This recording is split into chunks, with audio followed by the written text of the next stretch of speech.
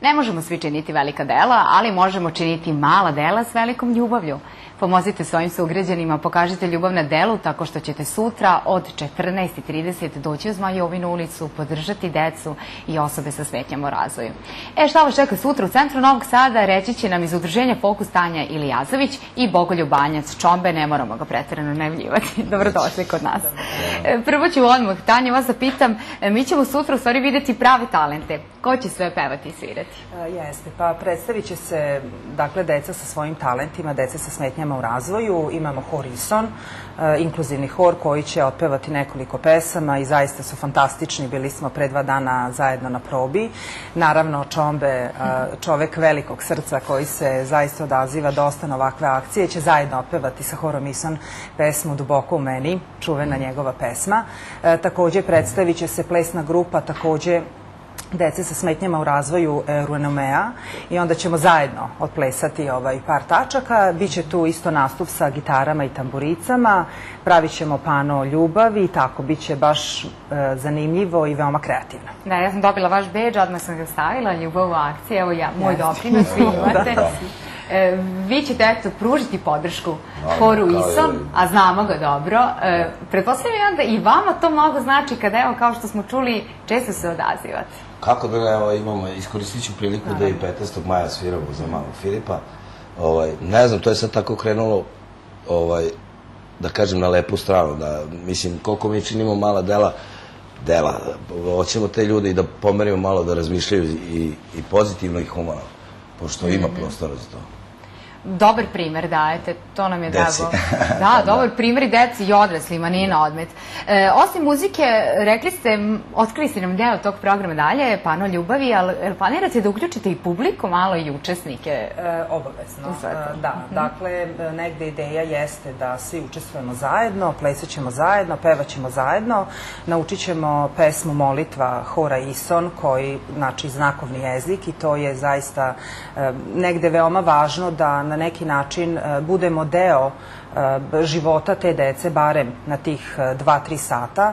I poruka cele akcije jeste da deci i osobama sa smetnjama u razvoju nije potrebno sažaljenje, već prihvatanje. Dakle, trebamo da imamo jedno veliko srce i da prihvatimo sve naše sugrađane i da budemo svesni da smo svi isti. I pokušat ćemo da to negde objedinimo u subotu, tako da u subotu već od 2 sata, u 2:30 svečano otvaranje i bit će baš pesme, igre. Šareno i lepo. Kakav je rad sa decom iz hora? Kako to izgleda?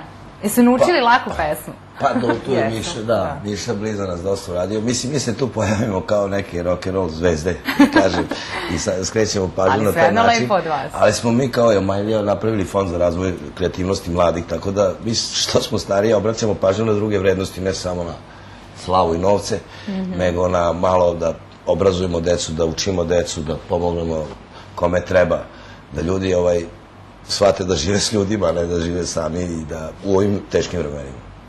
Baš na samoj probi, kada smo vežbavali pesmu Duboko u meni, ono je fenomenalno. Zaista deca uživaju, veoma se raduju i svi znaju pesmu, sve generacije. Po njihovom ukusu, jel? Da, jest, skroz. Koliko je planirano program traje? Čisto da znamo od 2:30, 2:30 da budemo već u centru? Jeste, do 5:30, 5:30. Nadamo se da će nas i vreme poslužiti i duže, pa ćemo ostati naravno duže da se družimo. Biće tu još nekoliko iznenađenja, neću sve da otkrivam, tu su nam bedževi, ljubav u akciji i dosta volontera.